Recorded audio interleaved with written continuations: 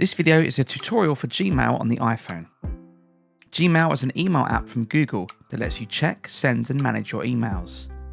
Despite the name of this app can be used with a variety of email address companies and not just Gmail. We'll go through all of this in the tutorial. Timestamps are available in the description below if there is a specific feature you're looking for. Otherwise, sit back and enjoy this tutorial video. When you open the Gmail app and have signed into your account, you'll see a list of emails received by your email account.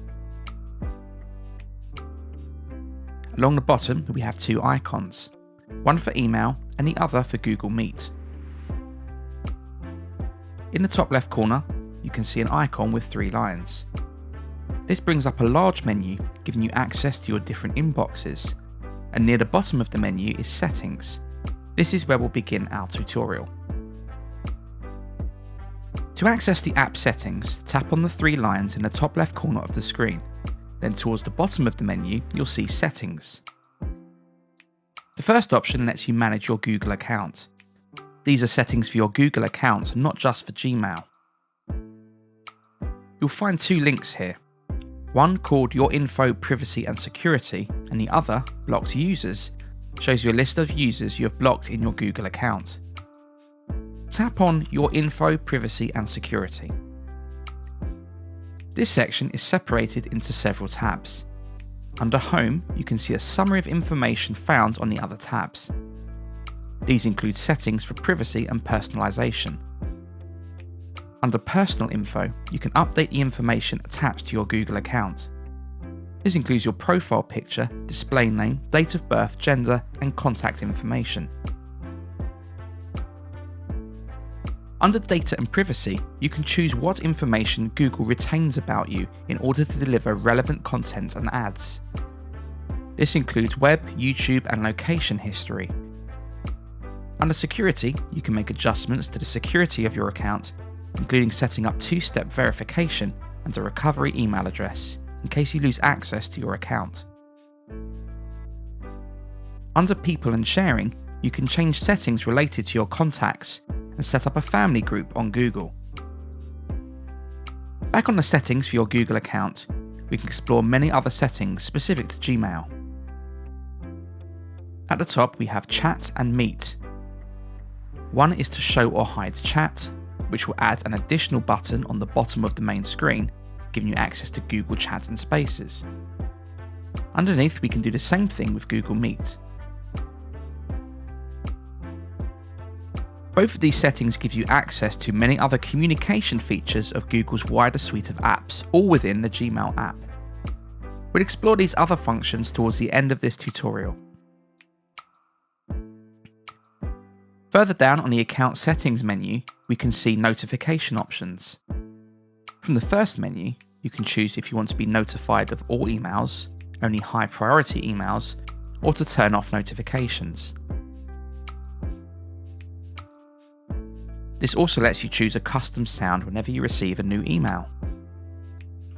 Then, under Inbox Type, we can choose what type of inbox we want to display when we open the app.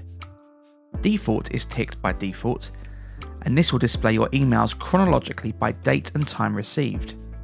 Important will let Google decide on what emails are most important and display these first. Unread First will group all unread emails at the top, or if you have starred an email, these can be displayed first. A priority inbox will display emails chronologically, but things like notification emails and newsletters will not be shown at the top. Under Inbox Customizations, we have Inbox Categories. Turning these on will mean specific types of emails will be grouped together into separate inboxes. The categories you can enable include social media notification emails, marketing and newsletters, forum notifications, and updates, which includes things like bills and receipts. When these are enabled, emails are automatically categorized into separate inboxes. To get to these, you can access them from the main menu of the app.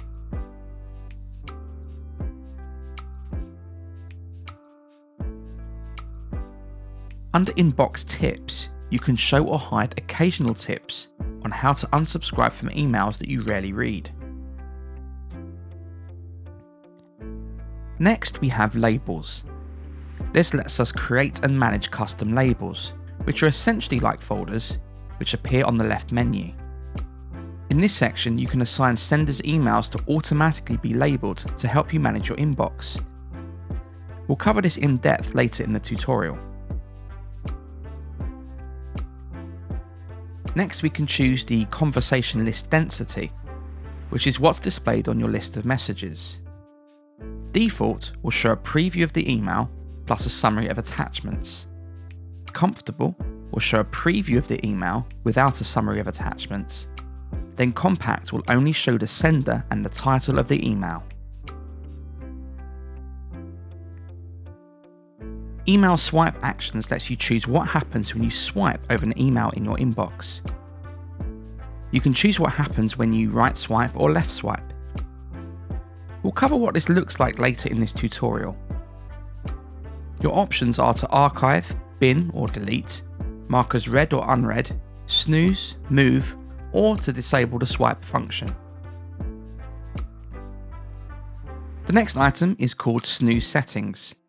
This lets you set the notification times when you choose to snooze an email, a function we'll look at a bit later on. To change a setting, tap on morning, afternoon, evening or weekend.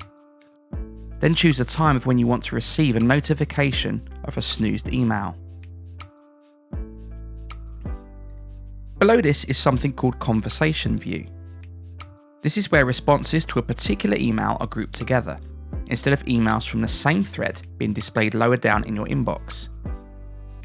It's common in most email apps to have this feature turned on, as it is here. You do have the option of disabling this though. Next, you can set up an out-of-office auto-reply. When you toggle this on, you can set a start and end date for the auto-response. Then you can add a subject, main message, and then choose whether or not you want to send it to everyone or just people in your contacts. Back on the settings menu, the next option is called Signature Settings. From here, you can enable a mobile signature. When you do this, you can enter a basic email signature, which will be placed at the bottom of each email that you send. Under Smart Reply, you can allow Gmail to suggest replies when responding to messages, and Smart Compose provides predictive suggestions as you are typing emails. Next on the settings menu, you have Default Apps, which lets you choose which apps open whenever you click on something in an email. You can choose a default browser, navigation app, and calendar app. Below this is Siri Shortcuts, which lets you set up voice commands via Siri to carry out certain functions like sending an email. Hide bottom navigation on scroll will hide the menu at the bottom of the main screen as you scroll through your email list. Under data usage, we have a few different options. You can tap on Sync Settings to change how many days back emails will sync to each device you have signed into. The default is 30, which means emails sent to you in the last 30 days will be displayed. You can increase this to 90 days or decrease it to a single day. Below this, you can enable or disable whether attachments are automatically downloaded when you're connected to Wi-Fi. Finally, you can limit data usage, which will reduce call quality to save data and battery when using Google Meet. Under data privacy, we have smart features and personalization. By default, this is enabled. This option lets you choose whether or not you want Google to use your email, chat, and video messages to provide smart features. These include predictive writing suggestions and suggested replies. Let's now go back to the main screen where you can view the emails that we have received. Here you can see the emails as a list. Notice how unread emails display the sender and the title of the email in bold. As explained in the settings part of this tutorial, it is possible to show all unread emails at the top of the list instead of spread out chronologically as they are currently on this screen. Emails can be interacted with without opening them. Swipe gestures are available and can be set up in the settings menu discussed in the last section of this tutorial. In my setup for Gmail, swiping from left to right will mark the email as read or unread. Swiping from right to left will snooze the email. Long pressing on an email will select it. You will know if an email is selected, as a large blue circle with a tick inside will appear to the left of the email. Once you are in selection mode, you can then tap on other emails in the list to create multiple selections. This lets you manage emails in bulk, for example if you want to archive or delete them. Underneath the date of each email, you will see a star. Tapping this will star the email, adding it to a special inbox of emails you want to save and get quick access to later on. Above the list of emails, you can see a search bar. Here you can search for emails from specific people, but you can also use the search bar to do many more things. For example, if I type attachment, I can search for emails that have an attachment. If I search for a file type, for example JPEG, it will search the inbox for attachments that have JPEG images. Inside the search bar to the right, you'll see your profile picture. Tapping on this brings up a window letting you manage your Google account or add another one. To read an email, tap on it. Its contents are then displayed on the screen. To zoom into contents of an email, you can use pinch to zoom. In the top right corner of the screen, there are numerous buttons letting you manage each email in a different way. The arrow pointing to the left is reply. Tapping this lets you reply to an email, with the original email displayed below your new message. Next to this is 3 dots. This brings up a small menu. Revert auto sizing shows the email back at its original size if you have previously used pinch to zoom in. Then you have forward, which will open up a new message with the email below, allowing you to pass this email onto another person or company. Then we have print. If you have a printer connected or an AirPrint enabled printer on your network, you'll be able to print your email using this option. Finally, you have the option to block this sender to prevent receiving further emails from them. Then, right at the top of the screen, we have 4 more icons. The first one is a box with a downwards facing arrow. This is called Archive. Tapping this removes the email from your main inbox and puts it into an archive inbox instead. The second icon lets you delete the email. The third icon lets you mark the email as read or unread. And the last button is 3 dots. Tapping these 3 dots opens a large menu with a lot of different options for what you want to do with the email. First of all, we have snooze. This will temporarily remove the email from your inbox until a time you specify, whereby it will reappear in your inbox looking like a newly received email. You can snooze an email until tomorrow, later in the week, this weekend, next week, or you can select a custom date and time. The snooze function is useful if you have received an email that requires you to take action on something, but you don't want to do it there and then, but also don't want to forget about it either. Back on the 3 dots menu, the next option is called Move. This lets you move an email to a different inbox or folder. Label lets you apply a label to the email, which is useful for categorizing and managing large amounts of emails. Mark as important will show the email in a special inbox called Important, which can be accessed from the left menu. We'll talk more about this menu later in the tutorial. Mute will allow you to mute a conversation, for example if you receive lots of replies to the same email. Unsubscribe allows you to unsubscribe from the mailing list automatically. Report Spam lets you report this email as junk mail to Google and will ensure future emails sent from this address are moved to your spam folder automatically. View in Light theme shows up if you currently have Gmail open in dark mode. This will set the background of the email to white, which can help with readability. Print All will print the contents of the whole email chain, and Add to Tasks will add your email to a task list in Google Tasks if you have this app installed.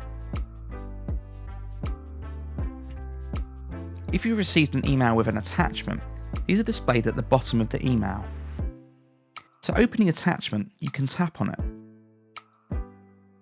To close the attachment, tap on the X in the top left corner of the screen. In the top right corner of the screen, you have two buttons. The first lets you save the attachment directly to your Google Drive account. The second button opens up iPad's Share Sheet, allowing you to share the attachment to a different app, or save it to the Files app instead. Let's now tap on the 3-line button in the top left of the screen. This opens up a menu showing you all the different inboxes and folders on your account.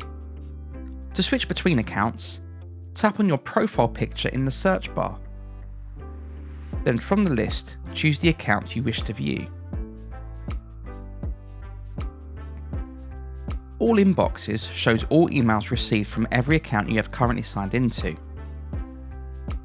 Primary, Social and Promotions are smart inboxes that are enabled under Settings that allow Google to categorize emails for you. Starred shows any emails you have previously starred, covered in the last section of this tutorial. Snoozed contains emails that you have used the snooze function on, and Important shows emails you have marked as important, using the 3-dot menu discussed previously. Sent shows you emails you have previously sent from this account. Scheduled shows an outbox of emails not currently sent, but where you have scheduled the email to be sent later on. We'll talk about scheduling emails in the next part of this tutorial. Drafts contains all emails you haven't sent yet, but have chosen to save to edit later on. All emails is exactly what it says and shows you all of the emails. Spam shows messages that have been automatically put there based on what Google thinks is junk mail. It's worth checking this folder from time to time to ensure you haven't missed anything. Bin is where deleted emails are kept before being automatically deleted. Below this is a section called Labels. This contains labels you have previously created and any emails you have added a label to.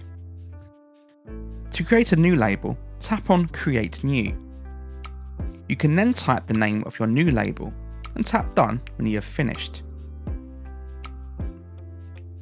To label an email, tap the 3 dots in the top right corner above the email and then choose Label. You can then assign your label to that email.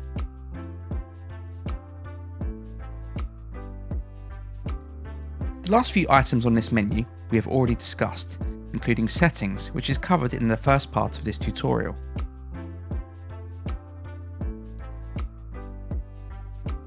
If you want to send an email from scratch, tap the Compose button at the bottom right corner of the screen.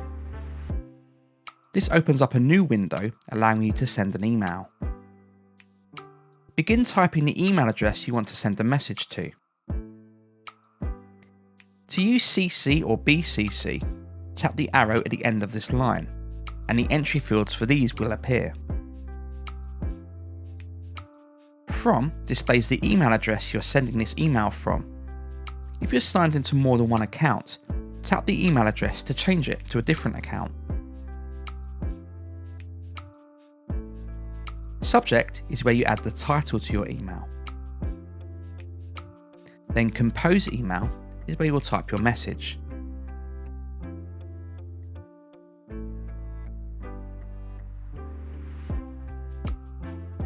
To select some text, double tap on it. Then drag the blue handles to expand or contract your selection.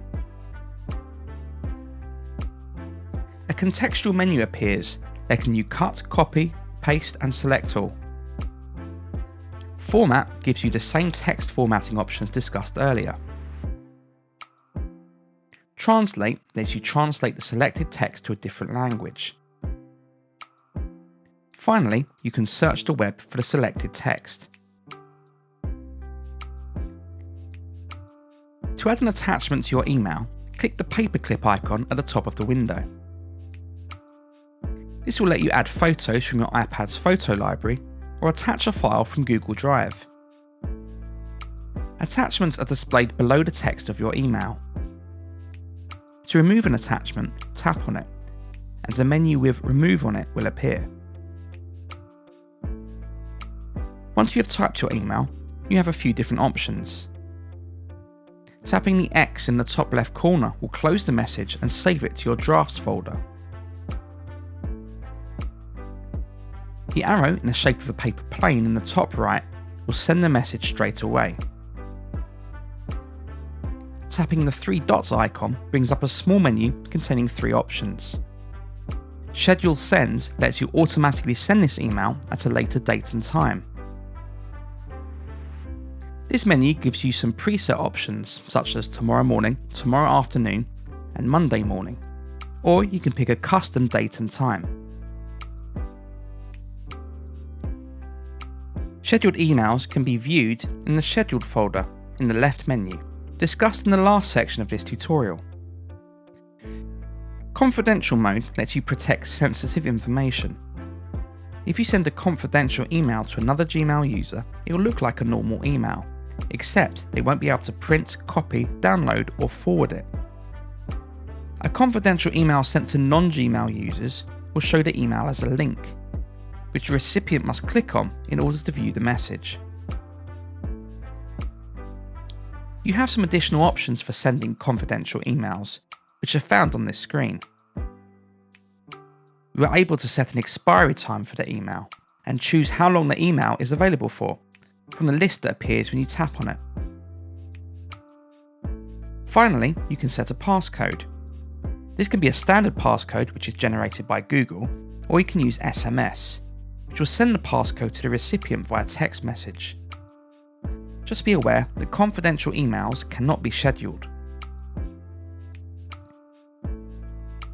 Back on the 3 dots menu, the final option is to discard the email, which will delete the message before it can be sent. This will not save the message to your drafts folder.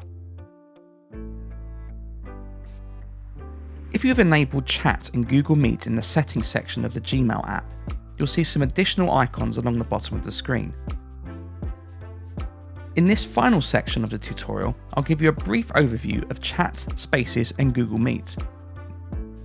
Tap the chat icon at the bottom and you'll be presented with a list of available chats if you have any. Tap New Chat to search for a personal space or create a space.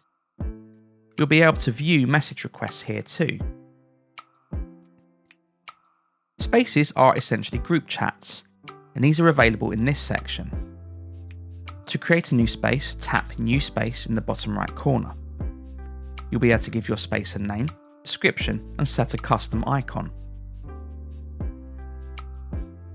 The last icon is for Google Meet. Here, you can tap New Meeting to set up a video call. You'll be able to generate a link to share with other people, or schedule a meeting in Google Calendar.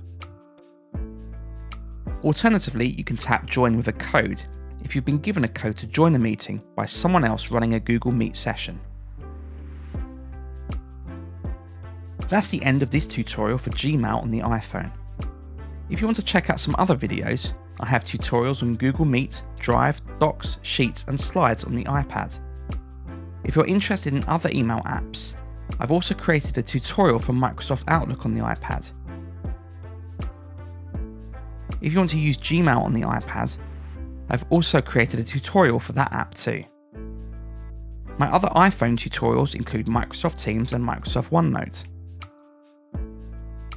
If you found this video useful, please like, comment and subscribe. If you want to leave a tip, please use the super thanks button here on YouTube, or you can head over to buymeacoffee.com/buzzkill to leave a tip there. PayPal, debit and credit cards and Apple Pay are all accepted. That's it for this video. Thanks for watching, and I'll be back soon with some more iPhone tutorials.